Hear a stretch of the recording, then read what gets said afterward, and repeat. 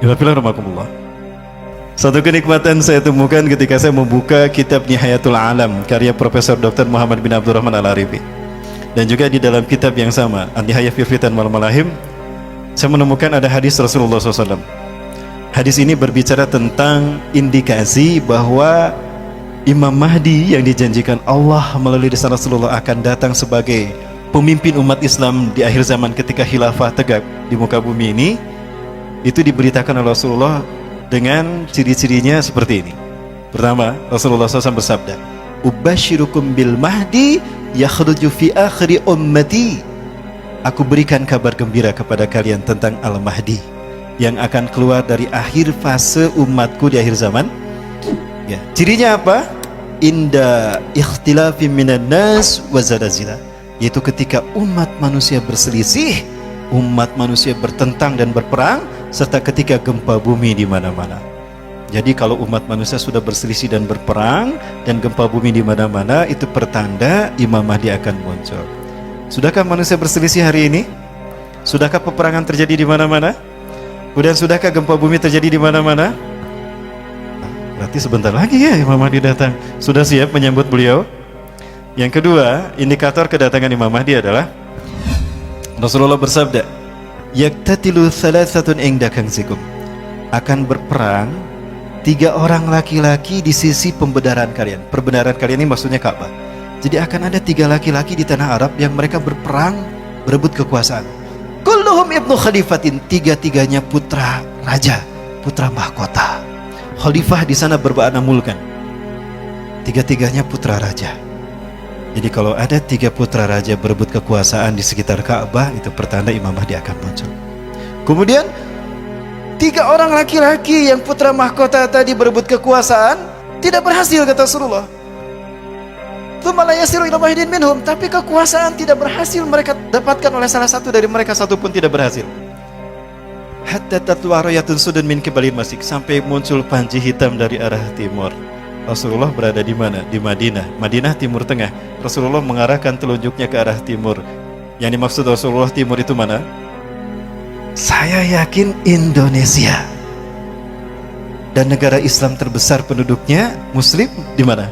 Indonesia. Artinya, ciri kalau Imam Mahdi akan muncul apabila panji hitam berkibar di tanah merah putih. Sudahkah berkibar? Sebentar para sekalian, apakah ini yang Rasul maksudkan? 3 putra mahkota mereka berebut kekuasaan. Sudah ada tidak? Sudah ada. 1 Muhammad bin Salman, kedua Khalid bin Farhan, ketiga Muhammad bin Nayef. 3 ini adalah 3 putra mahkota yang sedang berebut kekuasaan. Ya, apakah Raja Salman akan terbunuh? Pernah ada percobaan pembunuhan pada Raja Salman, tapi tidak berhasil. Pelurunya meleset, Raja Salman masih aman. Lalu beliau dilindungi dan dibawa ke bunker. Subhanallah, angin kebangkitan Islam itu terjadi sekarang dan kita menyaksikannya. Apakah ini isyarat kalau kebangkitan Islam yang disebutkan Rasulullah dengan panji hitamnya itu Indonesia? Mudah-mudahan iya. Inilah seperti yang dikatakan oleh Profesor Dr. Abu Bakar Al-Awawidah. Dr. Abu Bakar Al-Awawidah. Beliau adalah Ketua Rabithah Ulama Palestina. Ketika tahun 2016 beliau ceramah di Masjid Jogokarian, bagaimana pendapat Dr. Abu Bakar Al-Awawidah tentang hadis Rasulullah yang menyebutkan merah dan putih? Mohon maaf saya sebutkan lagi untuk menyemangati ya para sekalian. Saya tidak akan pernah bosan mengingatkan antum sekalian bahwa Rasulullah pernah menyebutkan merah putih dalam hadisnya. Betul?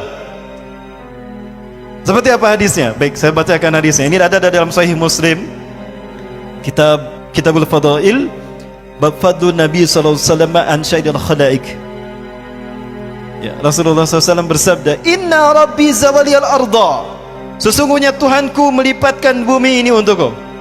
Hatta ra'aitu masyariqaha wa magharibaha, sehingga aku melihat kekayaannya terbentang dari timur sampai ke barat. Wa atanikal al-kanzain, dan Allah mempusakakan kepadaku 2 pusaka.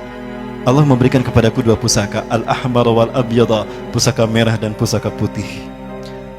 Ketika Allah memperlihatkan timur dan barat dunia, kemudian Allah memberikan kepada Rasulullah merah dan putih, lalu Rasulullah menyebutkan, wa anna ummati, Dan sesungguhnya umatku sayabluku mulkuha ma zawala minha, akan sampai kekuasaannya di akhir zaman dari timur ke barat. Kepada beliau saya bertanya itu. 5 ulama berkata sama. 2 saya tanya langsung di Masjidil Aqsa selesai sholat subuh. Ketua Rabita Ulama Palestina Syekh Ali Yaqub Al-Abasi. Yang kedua Dr. Abu Bakar Al-Awawidah. Yang ketiga Dr. Yusuf As-Suwaidah. Yang keempat Hekmatyar tahun 97.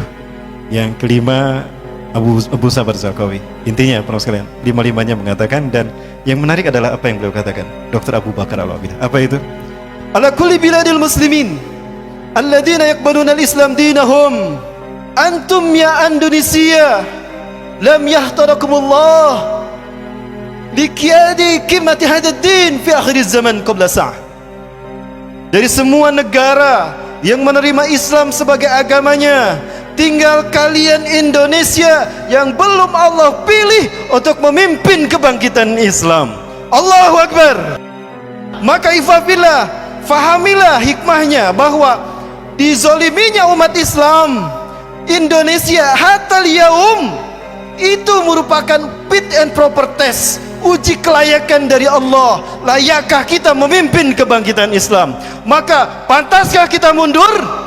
Pilihan kita cuma 2, gugur sebagai syuhada terbaik atau menang di ujung sana. Mau pilih yang mana? Dua-duanya sama.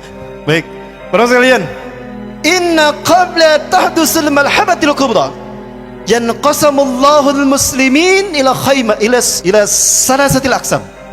Sesungguhnya sebelum huru hara akhir zaman terjadi, Allah akan membagi 3 umat Islam. Sulusuhumul ula alladzina yanfiruna minal ma'arakah wa minal jihad wa hum alladzina la yaqbalullahu taubatahum abadan wa hum khalidina finnari jahannam. Sepertiga pertama adalah mereka yang lari dari perjuangan membela hak, membela kalimah tauhid. Mereka adalah orang-orang yang Allah tidak menerima taubat mereka selamanya, dan mereka kekal di neraka jahanam. Ini kelompok yang pertama. Dan ini bukan pilihan kita. Betul.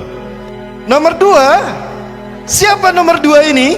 Alladzina kutilu fitika ma'arakah wa hum afdalu syuhada'i fil alam yaumaidin. Sepertiga yang kedua, jangan lupa, sepertiga yang kedua adalah orang-orang yang gugur di perjuangan itu, dan mereka lah syuhada teragung saat itu. Surga menunggu mereka.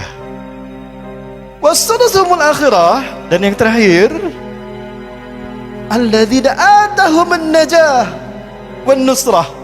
Sepertiga terakhir adalah kelompok yang Allah berikan kemenangan dan pertolongan.